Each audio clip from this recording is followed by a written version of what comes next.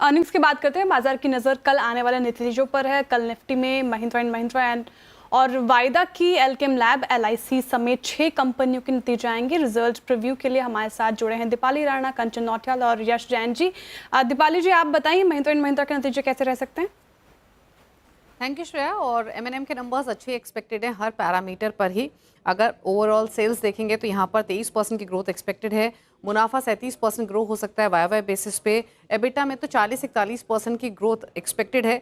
4500 करोड़ से ज़्यादा का एबिटा रिपोर्ट कर सकती है कंपनी। और वहीं अगर एबिटा मार्जिन देखें तो ये भी 13% से बढ़कर 14.4% पर रह सकते हैं। तो वाई बेसिस पे तो मार्जिन में अच्छा जंप दिख रहा है। हालांकि सीक्वेंशियल बेसिस पे देखेंगे तो मार्जिन फ्लैट रहने की पॉसिबिलिटी है। अब ये अच्छे नंबर्स इसलिए रहेंगे क्योंकि इनकी जो टोटल वॉल्यूम्स रहे इस क्वार्टर में वहाँ भी 17-18% की ग्रोथ देखने को मिली। Passenger vehicle segment SUV portfolio तो बेहतर कर ही रहा था, लेकिन इस क्वार्टर में जो ट्रैक्टर सेगमेंट है वहाँ उसने एक कमबैक किया है। तो फार्म सेगमेंट की तरफ से एक अच्छा सपोर्ट आते हुए दिखाई देगा। इनफैक्ट इस क्वार्टर में जो ट्रैक्टर सेल्स हैं वहाँ पर 20% की ग्रोथ देखने को मिली वाई बेसिस पे। मार्जिन भी काफ़ी इंप्रूव हुए। ट्रैक्टर सेगमेंट में 100 बेसिस पॉइंट के आसपास का मार्जिन देखने को मिला। हालांकि अगर आप ऑटो सेगमेंट देखेंगे तो यहाँ पर सेल्स तो अच्छी हुई है, लेकिन मार्जिन इनके थोड़े से दबाव में रहे हैं ऑटो सेगमेंट में, क्योंकि कंपनी ने डिस्काउंट्स और प्रमोशनल स्पेंड्स किए थे, जिसके कारण ये इम्पैक्ट देखने को मिल सकता है।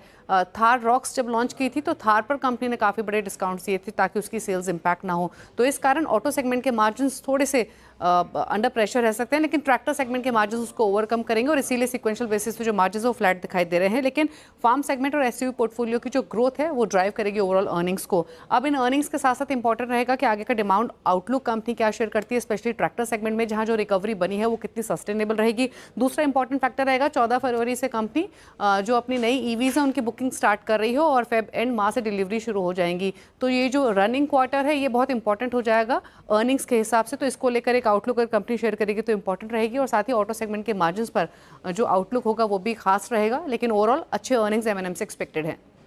अच्छे अर्निंग्स एक्सपेक्टेड है, लेकिन मार्जिन फ्लैट रह सकता है ऑटो सेगमेंट का भी। साथ ही ट्रैक्टर के मोर्चे पर वहाँ पे थोड़ी बढ़ोतरी देखने को मिल सकती है। चलिए अब एलआईसी की बात करते हैं। यश हमारे साथ मौजूद हैं। यश जी, बताइए एलआईसी के नतीजे का क्या अनुमान है?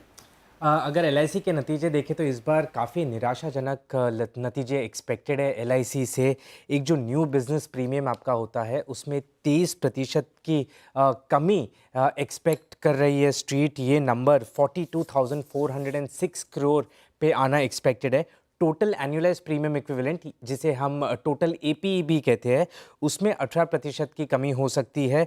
10,790 करोड़ का ये अमाउंट आ सकता है। रिटेल एपीई में भी 18% की कमी आ सकती है।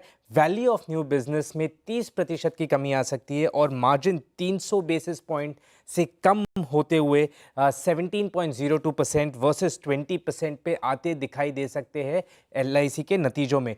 इन वीक नंबर्स में ये बहुत इंपॉर्टेंट हो जाएगा कि मैनेजमेंट आगे फोर्थ क्वार्टर के लिए और FY25 के लिए अपनी गाइडेंस मेंटेन करता है कि नहीं। एपीई में उन्होंने गाइड किया है 15% की ग्रोथ, वीएनबी में गाइड किया है 18% की ग्रोथ और मार्जिन में 19 से 20% का मार्जिन गाइड किया है।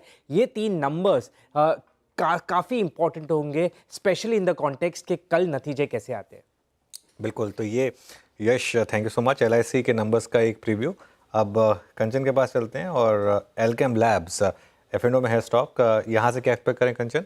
नंबर सर यहाँ पे हमें फ्लैट साइड में देखने को मिल सकते हैं। रेवेन्यू 4 से 5% बढ़ता हुआ दिखाई दे सकता है, लेकिन पैट और एबिटा की बात करी जाए तो 1 से 2% की तेजी यहाँ पे एक्सपेक्टेड है। But at the same time margin में हमें यहाँ पे कोई भी चेंज नहीं देखने को मिल सकता, यानी कि फ्लैट मार्जिन एक्सपेक्टेड है। लेकिन अगर डोमेस्टिक फॉर्मुलेशन सेल्स की बात करी जाए तो 4% की ग्रोथ यहाँ पे बढ़ती हुई दिखाई दे सकती है, एक्सपेक्टेशन जताई जा रही है। जिसके पीछे का जो मेजर रीजन है वो है मॉडरेट एक्यूट ग्रोथ। और साथ ही साथ अगर यूएस सेल्स की तरफ नजर डाली जाए तो यहाँ पे हमें 14% का डिक्लाइन देखने को मिल सकता है, यानी कि $71 मिलियन तक ये नंबर आता हुआ दिखाई दे सकता है। अब इसके पीछे का जो मेजर कारण है वो बेसिकली इनके जो नए लॉन्चेस हैं वहां पे हमें थोड़ा सा स्लोअर पेस देखने को मिला है और साथ ही साथ जो इनका पोर्टफोलियो है इस टाइम पे इतना स्ट्रॉन्गर नहीं है।